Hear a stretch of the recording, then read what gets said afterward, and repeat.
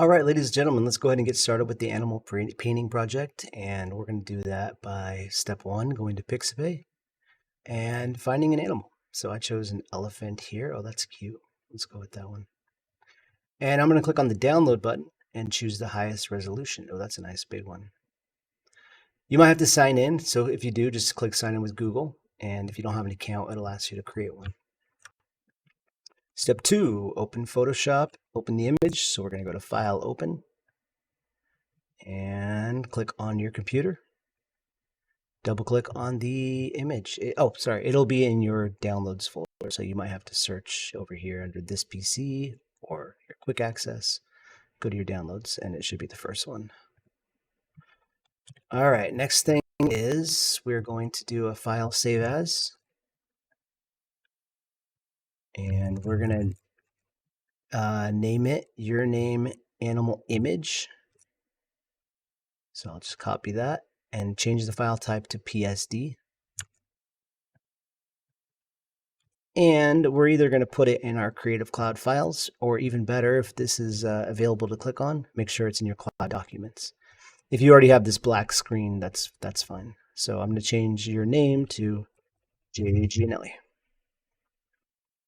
And click Save. Next, I'm going to do the same thing. I'm going to do a file save as, and this time I'm going to call it Animal Painting. So I'll just copy that. File save as. And change this to Animal Painting with my name in front of it.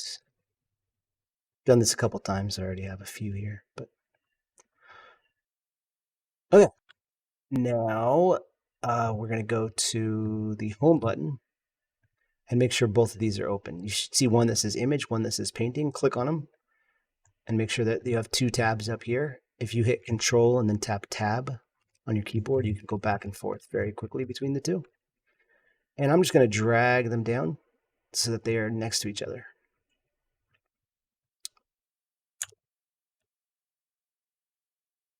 Next, we're going to go to View Show Grid, or just push Control quotation mark. You do this on both images. So that's Control quotation mark, that's View Show Grid. Now I'm going to go to change the grid size. I'm going to go to Edit, Preferences, Guides, Grids, and Slices.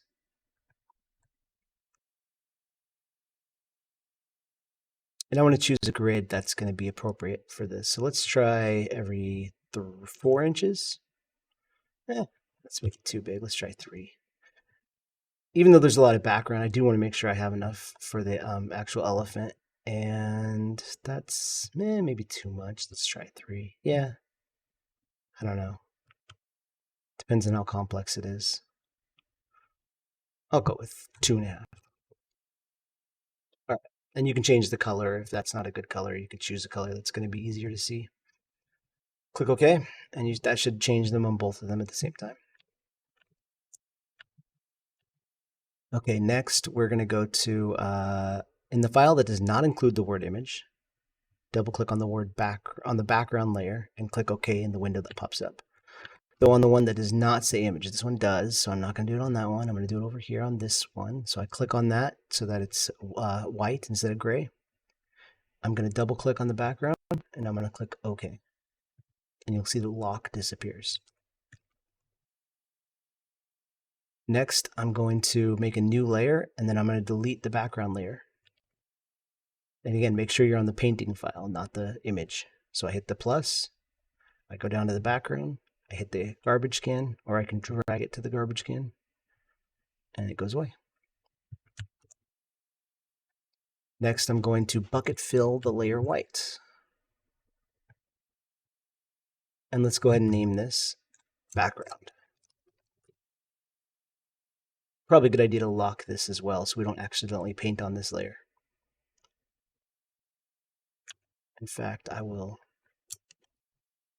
name the layer background. Lock the layer. All right, on our new layer, which we already created, I think, we're going to call this one Rough Sketch. and we're going to start doing our painting. So I'll show you how that works. So we have two windows, and I'm going to go ahead and shrink this one down. And I'm going to shrink this one down. And let's put them side by side or on top of each other. It's really up to you, whatever works best. And you can resize them by just going in between these lines. All right, now using spacebar, I'm going to drag this down to the bottom right-hand corner. Same thing here.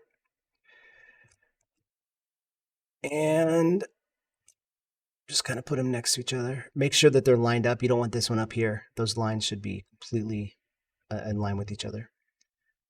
And yours could be on the right side if you prefer. It doesn't really matter. In fact, that might be easier. And let me just scooch it over. Okay.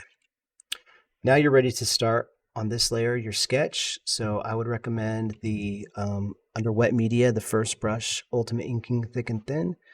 Just choose black for the color. Make sure your smoothing is at 0. Make sure your flow is at 100. Uncheck that if it's checked. None of those should be checked up here. Opacity 100. Make sure this is set to normal if it's not. And we're ready to go. So looking at one square at a time, nothing happening here. I'm not going to worry too much about the details of the background, but I do maybe want to just kind of mark where this rock is. And I'm not using my drawing tablet, so I'm just going to quickly use my mouse to make a few little lines. You can see that this is like halfway, this rock right here. That goes up there. If you notice that your line is sticking to the line like that, and you end up getting weird things like this happening, just go to View, uncheck the word Snap, and that way the line won't stick to the grid. And you can see, this is probably a pretty good way to start off, just to kind of lay out where everything connects the lines, and then you can kind of just connect the dots. Remember, this is a sketch, so you should be doing like multiple strokes like that. This is not a smooth contour drawing. That's going to be a later step. And that should be enough to get you started. As you can see, this is a pretty tough drawing, and it's going to take a lot of work. You might want to do something simpler to start off if you feel like you're wanting something a little easier. You know, think about an image like a butterfly. One that doesn't maybe have a ton of texture. This is going to be easier than the elephant. There's not as much going on in the background. Something that the butterfly is like close up. That would be a really good image for you to do. Or like a caterpillar.